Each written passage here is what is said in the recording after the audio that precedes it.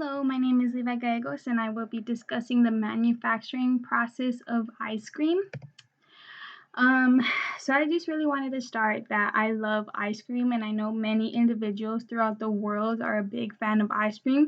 And I know from experience that many individuals have still eaten ice cream despite their lactose intolerance, just because of how pleasurable it is. So I just found it very interesting that not many people actually know the process of ice cream, nor when it's dated back. So the first thing I wanted to touch on was the history of ice cream.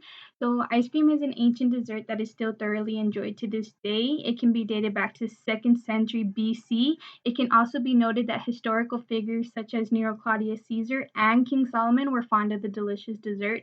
However, ice cream was enjoyed more often by the rich. During the earliest centuries, ice cream was also referred to as ice drinks because it was made from snow and the flavor usually came from chilled wines, honey, fruits, or juices. Nevertheless, ice cream has significantly evolved from its product content to the people that can now enjoy the dessert. So that's actually pretty interesting now.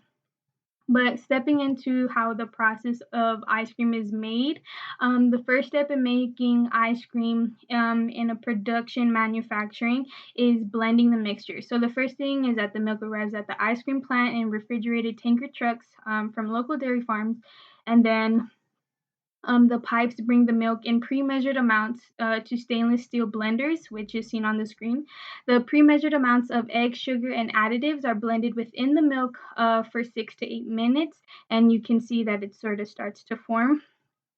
So the next step in the ice cream is to pasteurize and kill the bacteria. So during this process, it's very important just because dairy is known in its primal state to carry a lot of bacteria just because it's coming straight from the cow. So it's very crucial for the factories to make sure that they're killing the bacteria within the mixture as well. So by doing that, the blended mixture is piped to the pasteurization machine, which is composed of a series of thin stainless steel plates inside this big cylinder. And then the hot water flows on one side of the plate.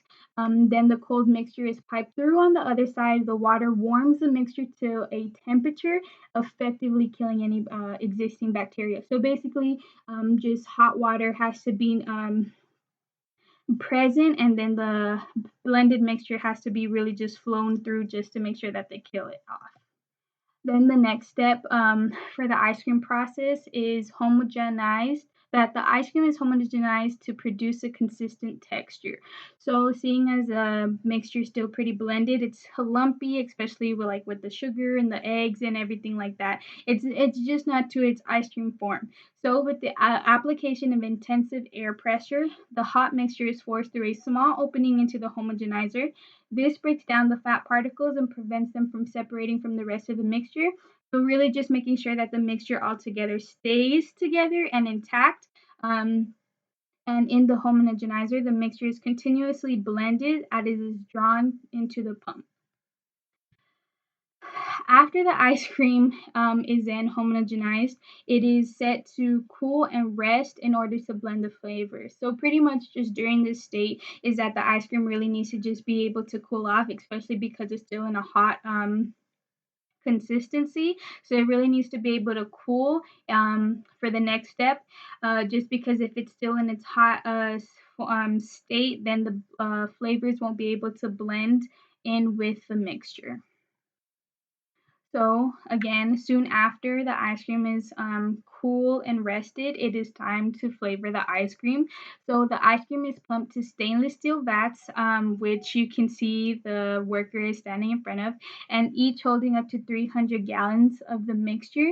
Flavors are then piped into the vats and blended thoroughly. So you can go ahead and just see those pipes there. And from he's holding a green bottle, so I'm assuming maybe it's pistachio ice cream. I'm not too sure. Then finally, the ice cream freezes to soft serve consistency. Now the mixture must be frozen.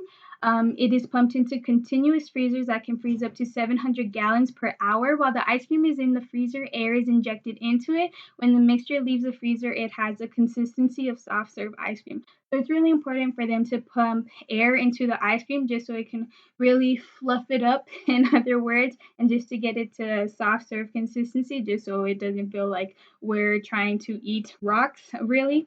Um, but overall, I just found the process of ice cream really interesting, especially because so many of us enjoy it to this day. And it's even nice to know that the Roman Empire, Nero, Claudius Caesar, and King Solomon himself even enjoyed something similar to the form of ice cream. So whenever you're eating your next ice cream treat, just think like, wow, I'm rich because I'm eating ice cream, when back then it was really the rich that were only able to eat the ice cream. So I hope you guys enjoy a nice bowl of ice cream right now and enjoy the rest of your day.